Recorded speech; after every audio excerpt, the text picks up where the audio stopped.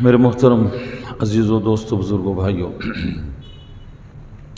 اللہ تعالیٰ نے جتنی بھی مخلوقات بنائی ہیں ان میں 3 طرح کی صفات ہیں۔ ایک مخلوق ایسی ہے جس میں خیر ہی خیر ہے، شر کا اس میں شائبہ تک نہیں ہے، اس کو کہتے ہیں فرشتے۔ ایک مخلوق ایسی بنائی ہے جس میں شر ہی شر ہے، خیر نام کی کوئی چیز نہیں ہے، ان کو کہتے ہیں شیاطین۔ اور ایک مخلوق اللہ نے ایسی بنائی ہے جس میں خیر بھی ہے شر بھی ہے، اس کو کہتے ہیں حضرت انسان۔ اللہ تعالیٰ نے انسان میں خیر بھی رکھی ہے اور شر بھی رکھی ہے۔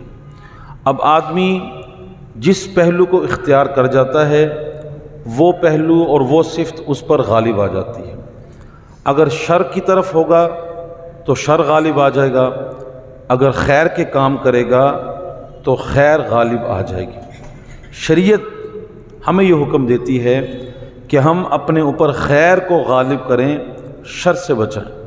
اس لیے حضور نبی کریم صلی اللہ علیہ وسلم نے مسلمانوں کے لیے یا مسلمان کے لیے اصول بیان کر دیا کہ مسلمان کس سے کہتے ہیں۔ فرمایا المسلم من سلم المسلمون من لسانہ و یدہ۔ حقیقی مسلمان کون ہے؟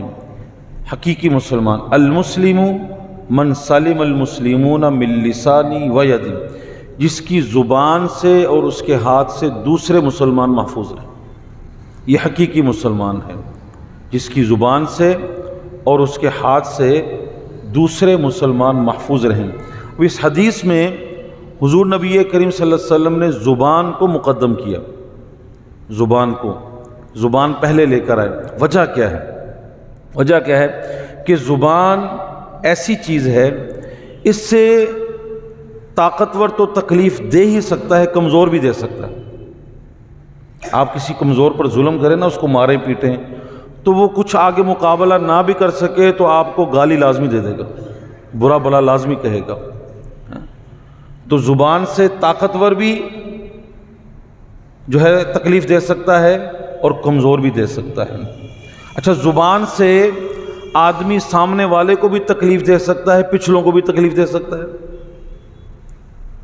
جو موجود ہیں ان کو بھی تکلیف دی جا سکتی ہے، اور جو موجود نہیں ہیں ان کو بھی تکلیف دی جا سکتی ہے۔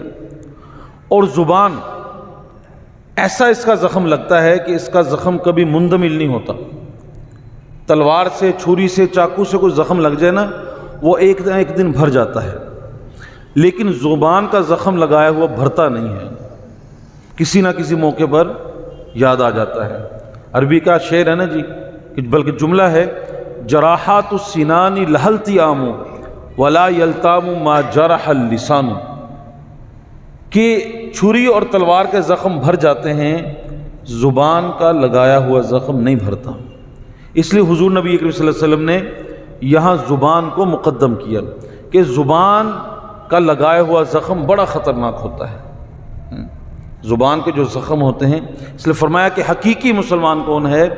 جس کی زبان سے اور اس کے ہاتھ سے دوسرے مسلمان محفوظ رہیں۔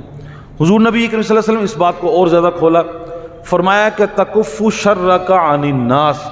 اللہ تعالیٰ نے ہر بندے کے اندر نا خیر بھی رکھی ہے، شر بھی رکھا ہے۔ فرمایا تم اپنے شر سے دوسرے لوگوں کو بچاؤ۔ ہر آدمی کو اپنے شر کا پتہ ہوتا ہے کہ میرے اندر کیا شر ہے، میں زبان دراز ہوں، میں ظلم کرنے والا ہوں، میں حق مارنے والا ہوں، جو اپنے اندر شرور ہوتے ہیں ہر آدمی کو پتہ ہوتا ہے۔ تو فرمایا تکف شرک عن الناس، اپنے شر سے دوسرے لوگوں کو بچاؤ۔ فرمایا کہ تم اگر کسی کو خوشی نہیں دے سکتے تو کم از کم اس کو تکلیف تو نہ دو۔ کسی کو اگر خوشی تو نہیں دے سکتے تو تکلیف بھی نہ دو، اور اگر تم کسی سے دوستی نہیں کر سکتے تو دشمنی بھی نہ کرو۔ یہ ہے کیا ہے؟ اپنے شر سے دوسروں کو بچانا۔ اور اگر تم کسی کی تعریف نہیں کر سکتے تو اس کی برائیاں بیان بھی نہ کرو۔ یہ ہے تکف شرک عن الناس۔ بعض لوگوں کو اللہ تعالیٰ نے اتنی گندی اور میلی نظر دی ہوتی ہے، ان کو ہر کسی میں میل ہی نظر آتی ہے، ہر کسی میں برائیاں نظر آتی ہیں، کبھی آپ ان کی زبان سے کسی کی اچھائی نہیں سنیں گے، ہر وقت برائیوں کے تذکرے، فلاں نے یہ کر دیا، فلاں نے ایسے کر دیا، فلاں ایسا ہو گیا، فلاں یہ ہو گیا، وہ ہمیشہ برائیاں ہی بیان کرتا رہے گا۔ اللہ نے نظر ایسی گندی دے دی اس کو کہ اس کو دوسروں کی برائیاں نظر آتی ہیں، اچھائیاں نظر نہیں آتی۔ اس لیے فرمایا تکف شرک عن الناس، اپنے شر سے دوسروں کو بچاؤ، اپنے شر سے دوسروں کو بچاؤ۔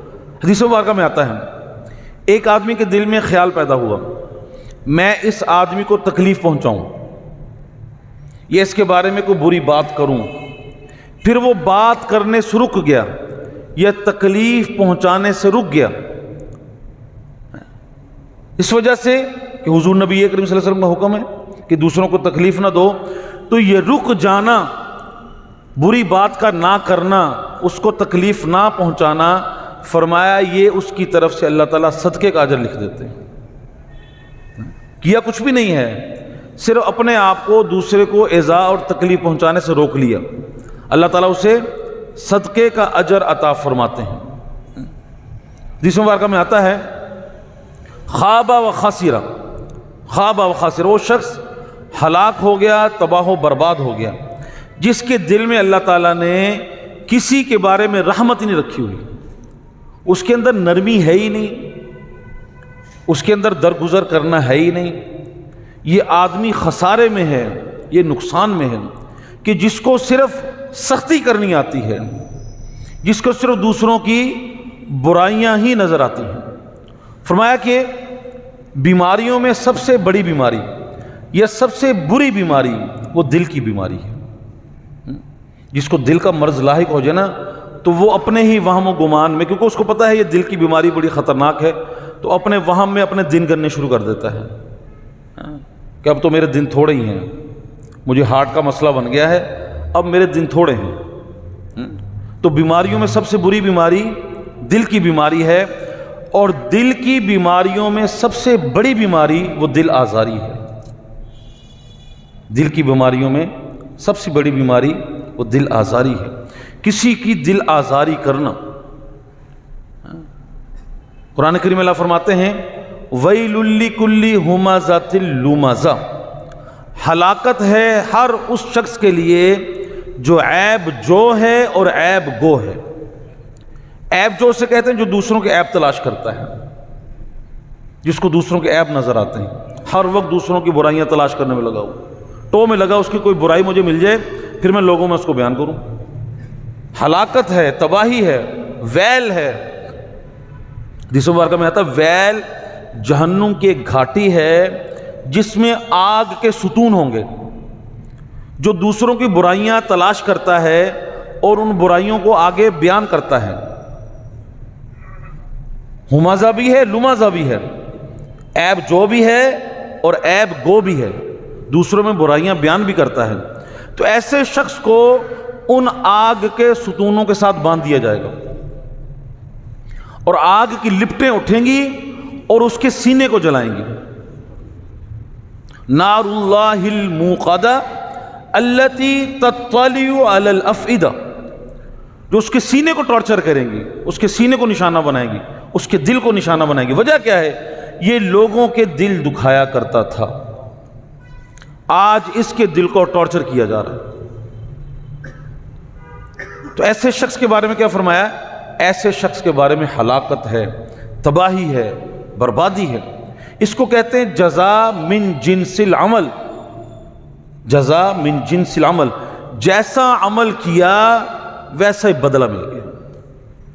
لوگوں کے دل دکھاتا تھا، آج اس کے دل کو جلایا جا رہا ہے۔ لوگوں کو تکلیف پہنچاتا تھا، آج اسے تکلیف دی جا رہی ہے۔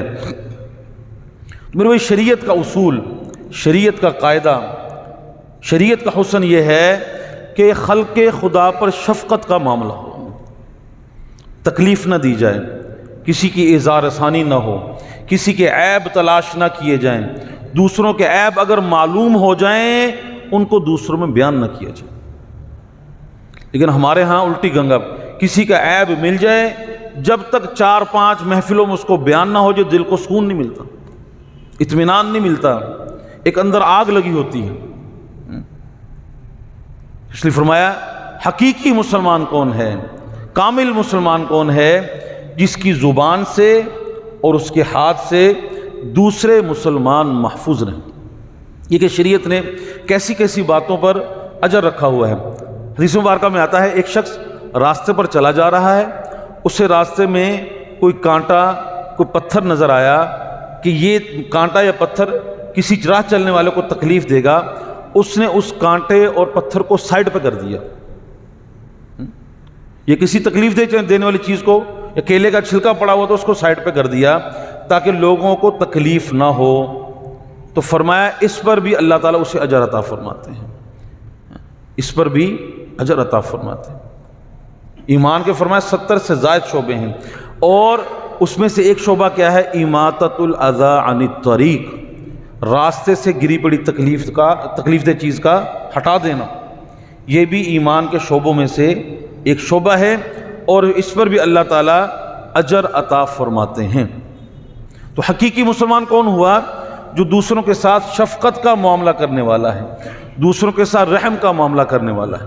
اب ماشاءاللہ آپ حضرات جمعہ پڑھنے کے لیے آئے ہیں، حضور نبی کریم صلی اللہ علیہ وسلم نے جہاں جمعے کے فضائل بیان فرمائے، وہاں یہ بھی فرمایا کہ جو شخص جمعہ پڑھنے کے لیے آئے، اب اس کو شوق ہے پہلی صف میں نماز پڑھنے کا، لیکن آیا وہ لیٹ ہے، دیر سے آیا ہے، اب حکم یہ ہے کہ وہ لوگوں کے کندھے پھلانگتا ہوا مت آئے، لوگوں کے کندھے پھلانگتا ہوا مت آئے۔ اگر اس نے ایسا عمل کیا تو اسے جمعے کا کوئی اجر نہیں ملے گا۔ فرمایا جو جمعہ پڑھنے آئے کسی کو تکلیف نہ دے، لوگوں کے کندھے نہ پھلانگے، جہاں جگہ مل جائے وہیں بیٹھ جائے، اور جمعہ پڑھ کے جب چلا جائے گا تو ایک جمعے سے لے کر دوسرے جمعے تک جتنے گناہ کیے سارے معاف، ایک جمعے سے لے کر دوسرے جمعے تک جتنے گناہ کیے سارے معاف۔ اور اگر کندھا پھلانگتا ہوا، اچھا ایک اور بھی ہمارے اندر بیماری ہے، ایک اور بھی بیماری ہے، فضائل ہیں جگہ بدل کر نماز پڑھنے کے، لیکن اس وقت ہیں جب پیچھے جانے کی جگہ ہوتا کہ جیسے نماز سے فارغ ہوتے ہیں، ادھر امام صاحب نے سلام پھیرا تو لوگ فوراً پیچھے بھاگنا شروع کرتے ہیں، پیچھے لوگ نماز میں مشغول ہیں، جو مسبوق ہیں، جو بعد میں آ کے ملے ہیں، ان کی رکھتے رہتی ہیں، یہ ان کے کندھے پھلانگ کر جا رہے ہیں، ان کو تکلیف پہنچا رہے ہیں۔ ایسے لگتا ہے، ہمارے استاد صاحب تو کہتے تھے، بلکہ ایک دفعہ انہوں نے طالب علموں کو پیچھے بیٹھ کے پکڑ لیا، حضرت مولانا عبد الرحمن صاحب ڈیروی، اللہ تعالیٰ ان کو غریق رحمت کرے، بڑے اللہ والے تھے، پیچھے لڑکوں کو پکڑ لیا اور خوب ان کی پٹائی کی، کہتے آگے پہلی صفوں میں آگے لگ گئی جو تم پیچھے بھاگے آ رہے ہو۔ اس وقت جگہ بدلنے کا حکم ہے جب پیچھے جانے کے لیے جگہ ہو۔ لوگوں کو تکلیف پہنچا کر جگہ بدلنے سے اجر نہیں ملے گا۔ تو اس لیے اس نماز پر، اس جمعے پر اجر ملے گا جس میں لوگوں کو تکلیف نہ دی گئی ہو۔ جس میں آتا ہے جس شخص نے تھوم، لہسن یا پیاز کھایا ہو، اسے چاہیے کہ اس وقت تک مسجد میں نہ آئے جب تک اپنے منہ کی بو زائل نہ کر لے۔ مختلف بیماریاں ہوتی ہیں، بعض بیماریاں ایسی ہوتی ہیں جن سے لوگوں کو تکلیف ہوتی ہے۔ فرمایا جو برس کا مریض ہے، جسے پھل بہری کہتے ہیں، جو برس کا مریض ہے اس کو مسجد میں آنے سے روک دیا کہ تم مسجد میں نہ آؤ، تم اپنے گھر میں نماز پڑھو۔ کیوں؟ تمہارے آنے سے لوگوں کو تکلیف ہوگی۔ گندے میلے کچیلے کپڑے، بدبودار کپڑے پہن کر آ کر مسجد میں نماز پڑھنے سے ایسے شخص کو روک دیا کہ تم میلے کچیلے کپڑے پہن کر مسجد میں مت آؤ، صاف ستھرے کپڑے پہن کر آؤ۔ کیوں؟ تمہارے آنے سے دوسروں کو تکلیف ہوگی۔ یہاں عمومی طور پر بہت سارے لوگ مسائل پوچھنے آتے ہیں، اب جن کو سگریٹ پینے کی عادت ہے وہ بس تھوڑی سی کرلی کی اور بس آ گئے، اب جب بات کر رہے ہوتے ہیں ان کے منہ سے بو آ رہی ہوتی ہے۔ میرے بھائی منع فرمایا ہے، اگر سگریٹ پینے کی عادت ہے تو جب مسجد میں آنا ہے تو اچھی طرح منہ کی بو زائل کر کے آنی ہے۔ سگریٹ پینے والے اپنے منہ میں کوئی الائچی بھی رکھا کریں بعد میں، تاکہ منہ کی بو زائل ہو۔ تو دوسروں کو تکلیف سے بچانا، دیکھیں شریعت نے کتنے چھوٹے چھوٹے اصول بیان کیے ہیں دوسروں کو تکلیف سے بچانے کے لیے۔ ایک دفعہ حضور نبی کریم صلی اللہ علیہ وسلم سفر پر جانے لگے فرمایا جس نے اپنے پڑوسی کو تکلیف دی ہو تو آج ہمارے ساتھ سفر پہ نہیں جائے گا. جس نے اپنے پڑوسی کو تکلیف دی ہو ہمارے ساتھ سفر پہ نہ جائے. ایک صحابی کھڑے ہوئے عرض کی یا رسول اللہ صلی اللہ علیہ وسلم میں نے آج اپنے پڑوسی کی دیوار کے ساتھ پیشاب کیا ہے. آپ نے فرمایا تم ہمارے ساتھ نہیں جا سکتے. تو میرے بھائی جس نے اپنے پڑوسی کی دیوار کے ساتھ پیشاب کیا ہے اس کو حضور نبی کریم صلی اللہ علیہ وسلم سفر پر نہیں لے کے جا رہے, اور جس نے پڑوسی کا جینا حرام کیا ہوا تو اس کو جنت میں کیسے لے کر جائیں گے؟ وہ کیسے جنت میں جائے گا؟ جو کئی سالوں سے اپنے رشتہ داروں سے, دوست احباب سے, اپنے قریبی رشتہ داروں سے ناراض ہے, اپنے سگے بہن بھائیوں سے ناراض ہے, اپنی بہنوں کو جس نے وراثت میں حصہ نہیں دیا ہوا, وہ کیسے جنت میں جائے گا؟ تو بھائی یہ سوچنے کی بات ہے. تو حضور نبی کریم صلی اللہ علیہ وسلم نے کامل مسلمان کے لیے کیا بیان فرمایا کہ کامل مسلمان کون ہے, حقیقی مسلمان کون ہے؟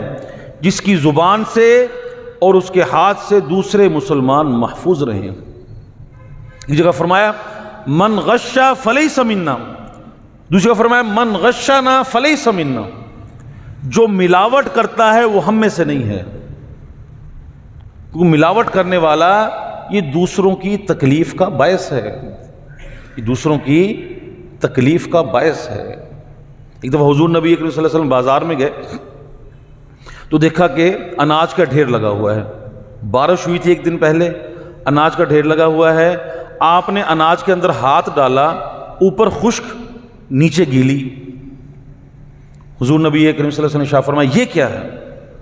وہ عرض کرنے لگے یا رسول اللہ صلی اللہ علیہ وسلم بارش آئی تھی تو میں نے خشک اوپر کر دی, گیلی نیچے کر دی. آپ نے فرمایا تم نے گیلی اوپر نہ کیوں نہ کی؟ پھر فرمایا من غشا فلیس منا, جو ملاوٹ کرتا ہے وہ ہم میں سے نہیں ہے. جو ملاوٹ کرتا ہے وہ ہم میں سے نہیں ہے. میرے بھائی دوسروں کو تکلیف سے بچانا, کسی کو تکلیف نہ پہنچانا, یہ شریعت کا قاعدہ ہے, شریعت کا اصول ہے کہ دوسروں کو تکلیف سے بچاؤ, دوسروں کے ساتھ شفقت کا, رحمت کا, نرمی کا معاملہ کرو, دوسروں کے ساتھ خیر خواہی کا معاملہ کرو. حضور نبی کریم صلی اللہ علیہ وسلم, حضرت عائشہ رضی اللہ تعالیٰ عنہ بیان فرماتی ہیں کہ حضور نبی کریم صلی اللہ علیہ وسلم میرے ہاں تشریف فرما تھے. رات کو تہجد کے لیے بیدار ہوئے اور بڑی نرمی سے اٹھے اور جوتا اپنے ہاتھ میں پکڑ لیا اور بڑے دبے دبے قدموں سے چل رہے ہیں. یہ حضور نبی کریم صلی اللہ علیہ وسلم کس لیے کر رہے ہیں کہ میرے قدموں کی آہٹ سے, میرے جوتے کی آہٹ سے کہیں عائشہ بیدار نہ ہو جائے. حالانکہ بیوی ہے, اگر بیدار ہو بھی ہے تو کیا مسئلہ ہے, لیکن حضور نبی کریم صلی اللہ علیہ وسلم کیا کر رہے ہیں, بڑی نرمی سے اٹھ رہے ہیں اور دبے قدموں سے چل رہے ہیں, پاؤں میں جوتا نہیں پہن رہے. اب یہی اصول صحابہ کرام نے بھی اپنایا. حضرت عمر بن خطاب رضی اللہ تعالیٰ عنہ, دور صدیقی کا واقعہ, حضرت ابوبکر صدیق رضی اللہ تعالیٰ عنہ جب خلیفہ بنے تو حضرت عمر رضی اللہ تعالیٰ عنہ ملنے کے لیے آئے تو دیکھا ایک رجسٹر پڑا ہوا ہے جس پر اولڈ سٹیزن کے نام لکھے ہیں, بوڑھے لوگوں کے. جو اصول آج یورپ نے اپنایا ہوا ہے نا جی کہ بوڑھوں کی کفالت کرتی حکومت, یہ اصول حقیقت میں اسلام کا ہے, مسلمانوں کا ہے. ہم تو یہاں کسی کی کفالت کرنے کے لیے تیار نہیں ہیں. اللہ ہمارے حال پر رحم فرمائے. تو اولڈ سٹیزن بوڑھے لوگوں کے نام لکھے ہوئے ہیں. ایک بڑھیا کا نام لکھا ہے لیکن آگے خادم کا نام نہیں لکھا, یعنی نام لکھے ہوئے ہیں اور جن جن لوگوں نے ان کی خدمت کا ذمہ اٹھایا ہوا ہے ان کے نام بھی لکھے ہوئے ہیں. تو ایک بڑھیا کا نام ہے لیکن آگے خادم کا نام نہیں ہے. اب صحابہ کرام نیک عمل میں تو ایک دوسرے سے آگے بڑھنے کی کوشش کرتے تھے, تو حضرت عمر رضی اللہ تعالیٰ نے دل میں یہ ٹھان لی, بتایا نہیں حضرت ابوبکر کو, دل میں یہ ٹھان لی کہ اب اس بڑھیا کی خدمت میں کروں گا. اب رات کو عشاء کی نماز پڑھنے کے بعد, بلکہ فجر کی نماز پڑھنے کے بعد چلے گئے. بڑھیا کا دروازہ کھٹکھٹایا, اماں جان, اندر سے آواز ہے کون؟ جی اماں جان میں. بھی کس لیے آئے ہو؟ خدمت کرنے کے لیے آیا ہوں. بھی خدمت کرنے والا تو خدمت کر کے چلا گیا. بڑے حیران ہوئے, وہاں تو کسی کا نام تھا ہی نہیں, تو خدمت کرنے والا کون آ گیا؟ جگہ تو خالی تھی خادم کی. اب تجسس ہوا کہ خدمت کرنے والا کون ہے. اب اگلے دن فجر کی نماز پڑھنے کے بعد چلے گئے. دروازہ کھٹکھٹایا، پوچھا بھی کون؟ جی میں۔ کس لیے آئے ہو؟ خدمت کرنے کے لیے آیا ہوں۔ بھی خدمت کرنے والا تو خدمت کر کے چلا گیا۔ اب اور زیادہ تجسس ہوا، اس سے اگلے دن رات عشاء کی نماز پڑھ کے بڑھیا کے دروازے کے پاس جا کر چھپ کر بیٹھ گئے کہ دیکھو تسی خدمت کرتا کون ہے۔ جب اندھیرا چھا گیا، تاریکی زیادہ ہو گئی، وہ اس وقت تو چراغوں کا، لائٹوں کا، کمکموں کا زمانہ نہیں تھا، تو جب اندھیرا بہت زیادہ ہو گیا تو ایک شخص چلا ہوا آ رہا ہے، اس کا سایہ نظر آیا ہے، پہچان نہیں ہو رہی، اور جب قریب آیا تو حضرت عمر رضی اللہ عنہ پوچھا بھی کون ہو؟ تو آگے سے حضرت ابوبکر صدیق رضی اللہ تعالیٰ عنہ کی آواز ہے۔ حیران ہو گئے، امیر المومنین آپ خدمت کرتے ہیں؟ وہاں تو کسی کا بھی نام نہیں تھا۔ دیکھا کیا دیکھتے ہیں کہ امیر المومنین حضرت ابوبکر صدیق نے جوتے اپنے ہاتھوں میں پکڑے ہوئے ہیں، بغل میں دبائے ہوئے ہیں۔ حضرت آپ نے جوتے کیوں نہیں پہنے؟ بھئی جوتے اس وجہ سے نہیں پہنے تاکہ میرے جوتوں کی آہٹ سے کسی کی نیند خراب نہ ہو جائے۔ یہ ہے اسلام کا حسن۔ ہم نے یہاں لوگوں کی نیندیں حرام کی ہوئی ہیں، نیندیں حرام کی ہوئی ہیں۔ اسلام یہ نہیں کہتا، اسلام دوسروں کو تکلیف سے بچانے کا حکم دیتا ہے، دوسروں کے ساتھ شفقت رحمت کا معاملہ کرنے کا حکم دیتا ہے۔ جیسے اب حضرت عمر بن خطاب رضی اللہ عنہ خلیفہ بنے نا جی، تو ایک قافلہ آیا، مدینے کے باہر پڑاؤ ڈالا، تو حضرت عمر رضی اللہ عنہ نے اپنے غلام اسلم سے کہا آؤ قافلے کے حالات معلوم کرتے ہیں۔ گئے وہاں، چکر لگائے تو ایک بڑھیا کو دیکھا کہ ہنڈیا ابل رہی ہے اور بچے بلک رہے ہیں، رو رہے ہیں بھوک کی وجہ سے، اور بڑھیا جو ہے اور عورت جو ہے وہ ان کو تسلی دے کے تسلی دے رہی ہے اور سلانے کی کوشش کر رہی ہے کہ بھی سالن پک رہا ہے، ہنڈیا پک رہی ہے، جیسے پک جائے گی میں تمہیں کھلا دوں گی۔ تو قریب جا کے دیکھتے ہیں کہ ہنڈیا میں کچھ بھی نہیں، پانی ہے اکیلا۔ بڑا افسوس ہوتا ہے، فوراً بھاگے جاتے ہیں بیت المال میں، وہاں سے اناج لیتے ہیں، گھی لیتے ہیں، مختلف چیزیں لیتے ہیں، اور ان کو اسلم کو کہتے ہیں اس کو ایک بورے میں ڈال دو۔ اس کو ڈالتے ہیں، اس کو اسلم اٹھانے لگتا ہے تو اس کو روک دیتے ہیں، اپنے غلام کو روک دیتے ہیں، کہتے ہیں اس کو میں اٹھاؤں گا۔ خود اپنے کندھے پہ اٹھایا، خود لاد کر گئے اور اس کے پاس جا کے بیٹھے، پھر اس میں اناج پکایا۔ اسلم جو آپ کا خادم ہے، غلام ہے، وہ کہنے لگا کہ آپ آگ کو دھونی دے رہے تھے، پھونکے مار رہے تھے، اور دھواں آپ کی داڑھی میں سے نکلتا ہوا نظر آ رہا تھا۔ پھر حضرت عمر رضی اللہ عنہ جب کھانا پک گیا ان کو دیا اور خود بیٹھ گئے۔ اب اسلم نے کہا حضرت اب چلیے، کہنے لگے جیسے میں نے ان کو روتا ہوا دیکھا تھا اب میں اس لیے یہاں بیٹھا ہوں میں ان کو ویسے ہنستا ہوا بھی دیکھ لوں۔ تو یہ ہے اسلام کا حسن۔ اسلام کیا حکم دیتا ہے؟ دوسروں کے ساتھ شفقت کا معاملہ ہو، دوسروں کے ساتھ رحم کا معاملہ ہو، دوسروں کے ساتھ درگزر کا معاملہ ہو، دوسروں کے لیے آسانیاں اور سہولتیں پیدا کی جائیں، مشقتیں پیدا نہ کی جائیں۔ ہم دوسروں کے لیے مشقتیں کھڑی کرتے ہیں۔ ہمارے سرکاری اداروں میں اصول یہ ہے کہ جس کام کو مشکل کیا جا سکتا ہے آسان کرنے کی کیا ضرورت ہے؟ یہ اصول ہے ہمارے اداروں میں، کسی ادارے میں چلے جائیں، جس کام کو مشکل کیا جا سکتا ہے آسان کرنے کی کیا ضرورت ہے؟ ہمارے ہاں آسانی پیدا کرنے کی کوشش نہیں کی جاتی، اصول ہی نہیں ہے۔ جو اصول اسلام کے تھے، مسلمانوں کے تھے، آج وہ غیروں نے اپنائے ہیں، وہ ترقی کر رہے ہیں۔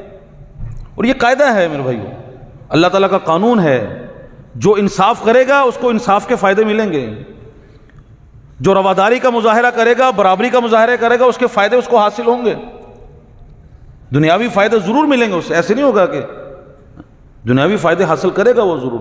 ہم نے چھوڑ دیا خسرت دنیا والآخرہ، دنیا میں بھی ذلیل، آخرت میں بھی ذلیل، دنیا میں بھی پستی کا شکار ہیں، آخرت میں بھی ایسے ہوگا ہمارے ساتھ۔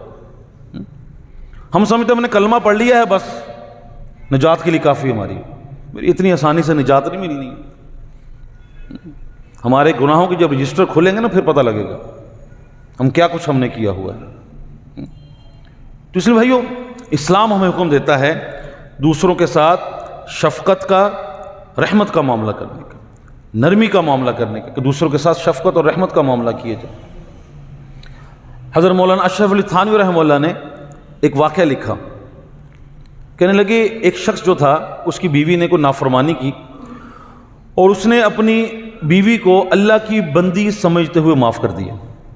اللہ کی بندی ہے بیچارہ، یہ بھی کمزور ہے، اس سے بھی غلطی ہو سکتی ہے، تو اللہ کی بندی سمجھتے ہوئے معاف کر دیا. مرا، کسی کے خواب میں آیا، پوچھا بھی کیا معاملہ ہوا؟ کہتا میری بیوی نے غلطی کی تھی، میں نے اللہ کی بندی سمجھتے ہوئے اس سے معاف کر دیا، اللہ تعالیٰ نے مجھے اپنا بندہ سمجھتے ہوئے معاف کر دیا. تمہیں معاف کرنا سیکھیں. ہمارے اندر معاف کرنا جو ہے نا وہ ختم ہو چکا ہے. چھوٹی چھوٹی باتوں پر وہ لمبی لڑائیاں. معاف کرنا سیکھیں. حضور نبی کریم صلی اللہ علیہ وسلم نے تو ان لوگوں کو بھی معاف کر دیا جنہوں نے آپ کو لہو لہان کر دیا تھا. ان کے بارے میں بھی مثبت سوچ ہے آپ کی، اچھی سوچ ہے کہ اگر یہ ایمان نہیں لے کر آ رہے، ان کی نسلوں میں سے لوگ ایمان لے کر آئیں گے. تو ہمارا سر سے پیر تک منفی ہی منفی چیزیں بھری ہوئی ہیں. ہمیں کسی میں کوئی مثبت چیز نظر آتی نہیں ہے. اس میڈیا نے، ان سیاستدانوں نے، یہ ہمارے اداروں نے ایسا ایک ہمارا ذہن بنا دیا ہے کہ ہمیں ہر چیز منفی نظر آتی ہے. ہمارے ہاں میڈیا پر وہ خبر تو دی جاتی ہے کہ بھی فلاں سڑک پر ڈھکن جو ہے وہ ٹوٹا ہوا تھا، فلاں سڑک پھوٹی ہوئی جو اکھڑی ہوئی تھی، اور وہاں یہ تھا، اس نے یہ کر دیا، وہاں قتل ہو گیا. اچھی چیزیں کبھی نہیں بتائے گی. جب اچھی چیزیں ہمیں پتہ نہیں لگیں گی، ہم سنیں گے نہیں، تو میرے بھائی اچھائی کہاں ذہن میں آئے گی؟ تو اس لیے اچھائی پیدا کرنے کے لیے اچھی چیزوں کو دیکھنا پڑے گا. اچھی سوچ بنانے کے لیے اچھی چیزوں کو سوچنا پڑے گا. اچھا دیکھنے کے لیے اچھائی کو دیکھنا پڑے گا. برائی سے اپنی نظروں کو بند کرنا پڑے گا. اب دیکھیں حکم ہے، اگر تم نے کسی کو گناہ کرتے ہوئے دیکھ لیا تو خاموش ہو جاؤ، اپنی نظروں کو جھکا لو، دوسروں میں بیان نہ کرو، دوسروں میں بیان نہ کرو. یہ حکم ہے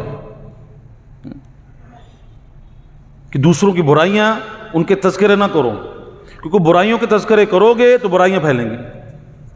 برائی کو ختم کرنے کا طریقہ یہ نہیں کہ برائی کے تذکرے شروع کر دو.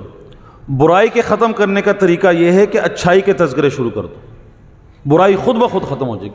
دیکھیں نا جی، کپڑوں پر نجاست لگی ہے، اب آپ نجاست کو نجاست سے دھونا شروع کر دیں. پیشاب لگا، پیشاب سے دھونا شروع کر دیں، تو کبھی پاک ہوگا؟ وہ کبھی بھی نہیں پاک ہوگا. اب نجاست کو دھونے کے لیے پاک پانی کی ضرورت ہے. وہاں تو ہمیں اس اصول کا پتہ ہے کہ کپڑوں پر نجاست لگی ہے، اب پاک پانی سے دھوئیں گے تو نجاست دور ہوگی. لیکن یہاں آ کر ہم اس اصول کو بھول جاتے ہیں. میرے بھائی ہر جگہ یہی اصول ہے، جہاں کوئی برائی، جہاں کوئی گندگی، جہاں کوئی بری چیز نظر آ رہی ہے، اس کے ختم کرنے کا طریقہ یہ ہے کہ اس کے مقابلے میں اچھائیاں شروع کر دو. ایک بزرگ کے پاس ایک نوجوان آیا نا جی، آ کر کہنے لگا حضرت میں اپنے بھائی کے ساتھ بڑا اچھا معاملہ کرتا ہوں، میرا بھائی میرے ساتھ برا معاملہ کرتا ہے. میں اپنے بھائی کے ساتھ نرمی کا معاملہ کرتا ہوں، وہ سختی کا معاملہ کرتا ہے. میں اپنے بھائی کے راستے میں پھول بچھاتا ہوں، میرے راستے میں کانٹے بچھاتا ہے.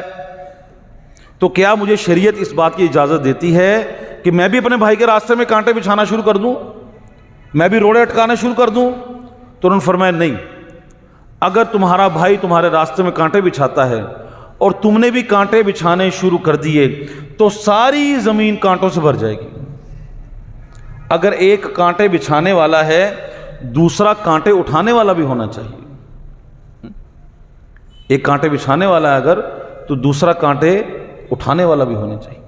تو مخلوق خدا کے ساتھ شفقت کا معاملہ، رحم کا معاملہ، نرمی کا معاملہ.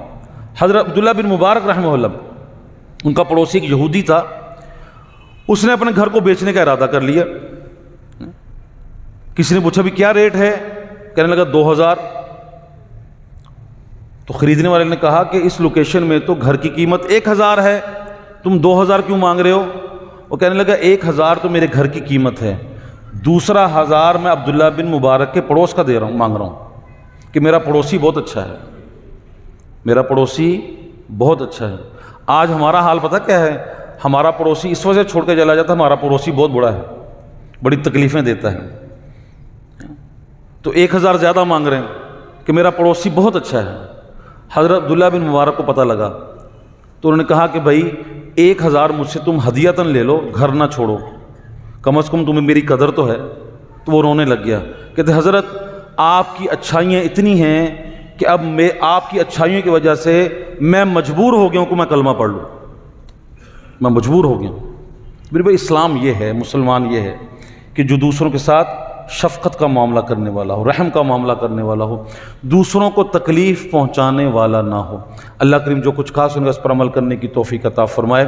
وآخر دعوانا الحمد للہ رب العالمین۔